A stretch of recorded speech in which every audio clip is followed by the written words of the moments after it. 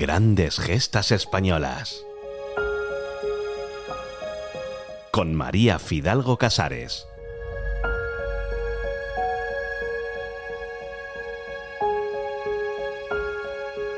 Resulta difícil encontrar a algún niño de los 60, 70 u 80 que no haya inclinado su lápiz sobre aquellos cuadernillos verdes y amarillos de Rubio, borrando una y otra vez con las inseparables gomas Milán e intentando hacer buena letra o acabando ufano una página llena de cuentas.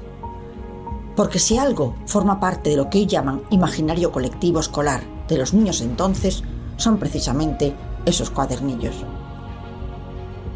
En nuestros trabajos sobre gestas españolas afrontábamos el trabajo del maestro Álvarez, todo un revulsivo de la pedagogía de la posguerra, imprescindible también en la memoria académica de generaciones, al que el signo de los tiempos sepultaría en un glorioso olvido. Nuestra historia de hoy, nuestro protagonista, el señor Rubio, porque los cuadernillos llevaban su nombre, guarda algunos paralelismos con las del maestro Álvarez, aunque como veremos, su final sería muy distinto.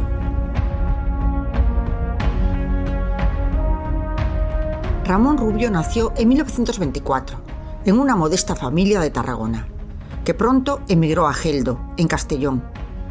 Y con la economía familiar ajustada, el joven Ramón comenzó a trabajar en el Banco de Aragón de Valencia.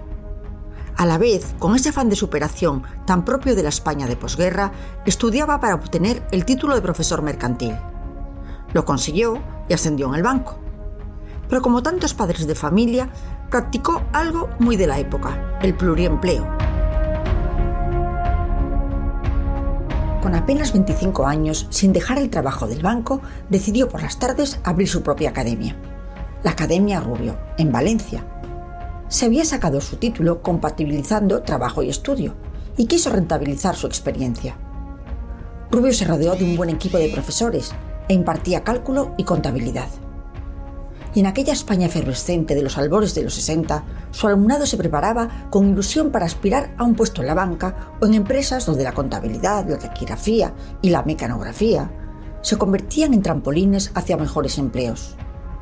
Chicas que con empuje se esforzaban para conseguir un puesto de secretariado y otros tantos buscaban la estabilidad y optaban para opositar a cualquier ministerio. La academia pronto alcanzó prestigio por su eficacia. Se decía que allí explicaba muy bien unas materias como la matemática o la contabilidad que solían atragantarse, sobre todo aquellos que no habían superado el difícil bachillerato de entonces, probablemente el más riguroso y completo que España haya tenido jamás.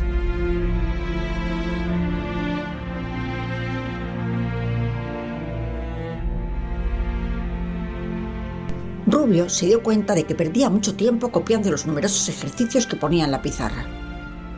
Muchos de sus alumnos venían a la academia tras duras jornadas de trabajo, y para que aprovecharan más el tiempo, elaboró unas fichas de esas materias y quedó muy satisfecho con el resultado. Y pronto pensó que podría hacerlas también de caligrafía. En aquellos días, los libros de cuentas, con el debe y el haber, se hacían todos a mano, también las facturas, y hasta los plazos de la hipoteca o las compras de los primeros electrodomésticos, que curiosamente se llamaban letras. La caligrafía debía ser pulcra y con cierto estilo, y a la hora de buscar un puesto de trabajo ayudaba el tener una caligrafía de buena factura. El siguiente paso que dio fue el integrar las fichas en unos cuadernos, tanto las de caligrafía, con ejercicios de grafomotricidad, como las de operaciones matemáticas. Y estos cuadernos no solo los orientó para sus clases, sino también para repasar y reforzar conocimientos y practicar en casa la caligrafía a base de la repetición.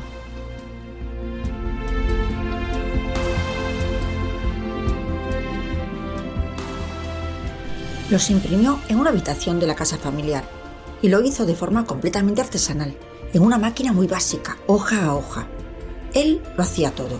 Se inventaba las frases, dibujaba los ejercicios y luego un delineante de la academia los pasaba a limpio y de ahí a la imprenta, recuerda a su hijo Enrique. Y con un nombre algo ampuloso, creó en 1956 Ediciones Técnicas Rubio y tuvo la feliz idea de bajar el nivel hasta el mínimo, a los principios iniciales de las primeras sumas y las primeras restas, y sencillísimas operaciones, y después ir subiendo en contenidos.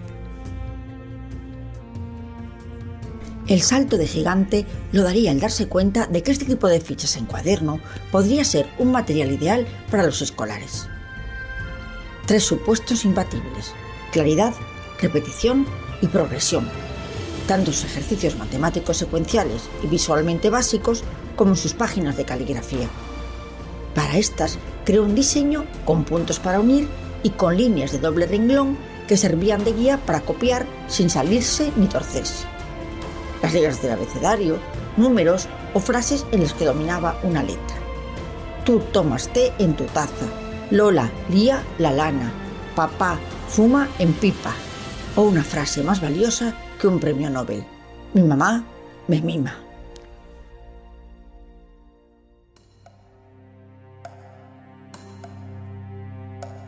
Decidió volcarse intensamente en elaborar cuadernos y en el verano difundirlos. Viajaba con sus hijos en un Renault Gordini por las carreteras de aquella España de SEA 600, durmiendo en colchonetas de playa.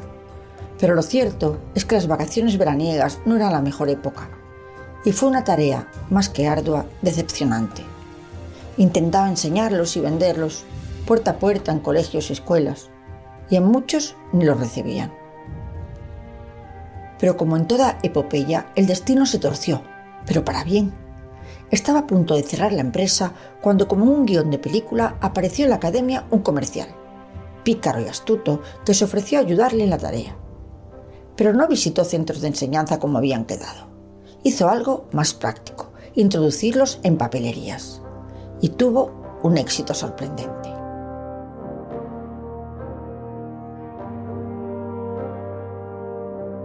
Durante un tiempo, Rubio no tuvo ni idea de lo que ocurría, y cuando lo averiguó, supo que el comercial nada menos que había ganado 200.000 pesetas con sus cuadernos, y había huido con las ganancias. Era un dineral para los primeros años 60. Esta estafa desmoralizó al empresario y pensó en abandonar. Pero como suele decirse, Dios escribe derecho con renglones torcidos, y en la parte posterior de los cuadernos aparecía la dirección de la empresa. Y en las papelerías comenzaron a llamarle, haciéndole pedidos y pedidos, porque los cuadernos se habían agotado, con la única publicidad del boca a boca. El estafador había dejado sembrada la semilla del éxito. Su hijo narra con gracia que su padre estuvo buscando al cara dura, pero no para denunciarlo, sino para darle las gracias.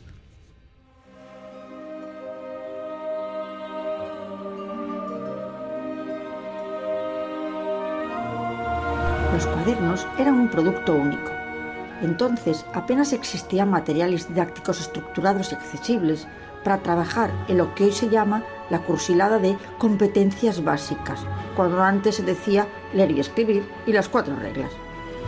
Pero tanto más importante era la caligrafía, que los niños aprendieran a escribir con buena letra. En las aulas empezaron a recomendarlos como complemento a las lecciones, como deberes para casa e incluso para recuperar o mejorar en vacaciones. Los niños se esmeraban en hacerlo lo mejor posible, para que los maestros de turno pusieran una V en una esquina, que significaba visto bueno. Además, eran cuadernos muy económicos y se podían comprar fácilmente en las papelerías y en los comercios del barrio.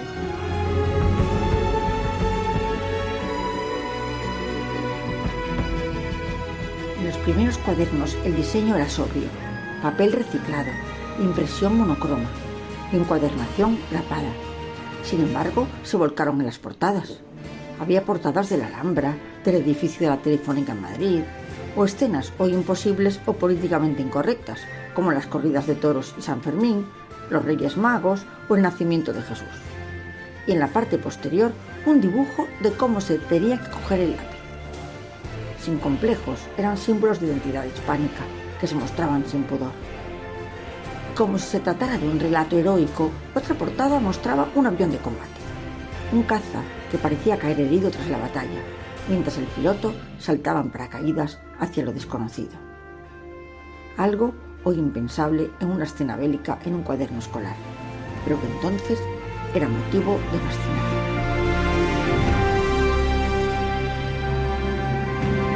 Con los niños de los 60 comienza una auténtica edad dorada. El boom demográfico atiborraba las aulas de voces infantiles, que convirtieron los cuadernillos Rubio en compañeros inseparables.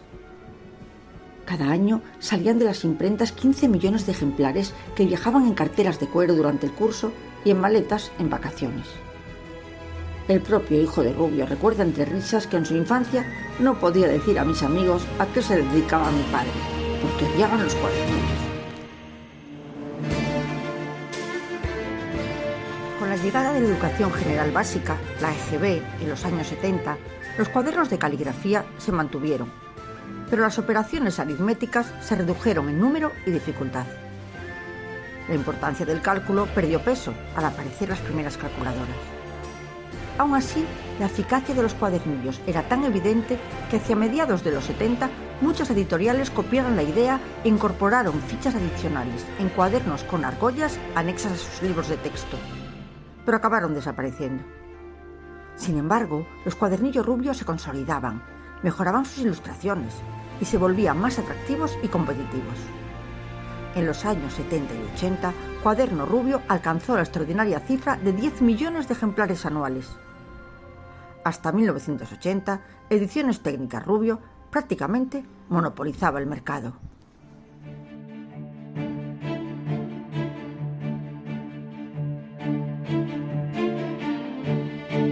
Rubio fue un visionario en su momento, pero algo hostil a incorporar nuevas tecnologías, y los cuadernos Rubio comenzaron a quedarse algo obsoletos en los 90.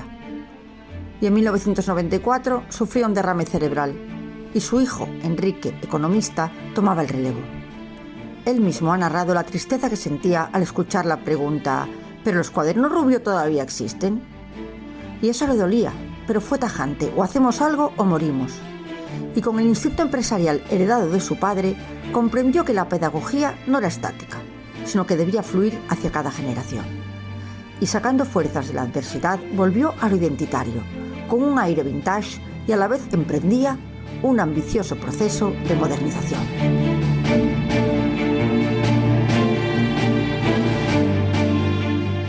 Por otro lado, los neurólogos y pedagogos confirmaban más que nunca la importancia de escribir a mano, tanto para niños como para adultos.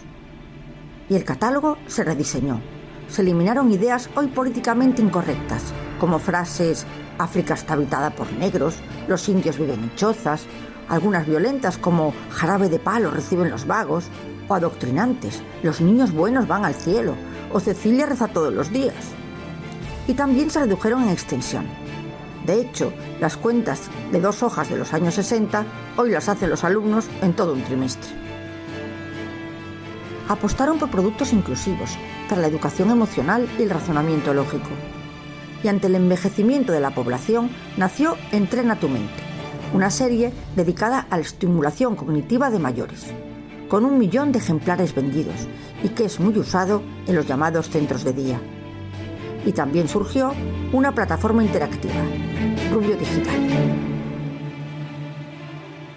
De los 60 cuadernos iniciales, la editorial alcanzó los 500 títulos.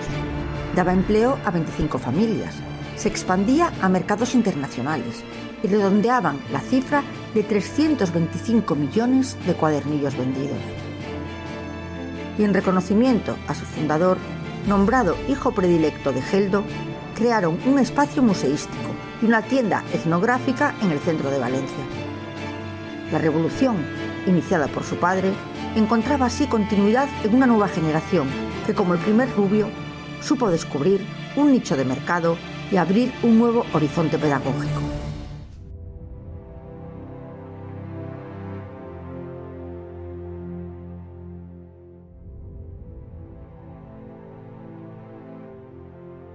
La resurrección de Rubio supone una casi mágica excepción.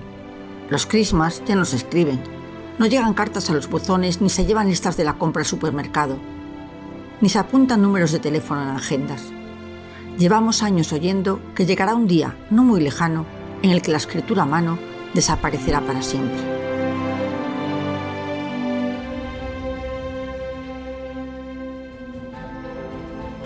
Los cuadernos fueron parte esencial de la intrahistoria de generaciones. Fueron compañeros de aprendizaje y conocimiento, forjados con líneas de doble renglón para domar la caligrafía y operaciones matemáticas que enseñaban la disciplina del cálculo.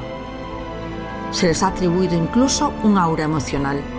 Ayudaron a transformar el severo "La letra con sangre entra" en el dulce "Mi mamá me mima", un verso que hoy suena música de infancia.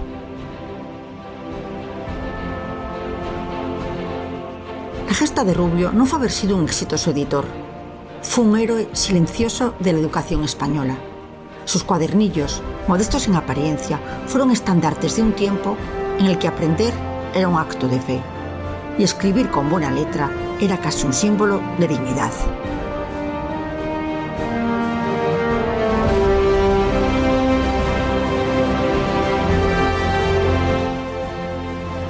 Grandes gestas españolas.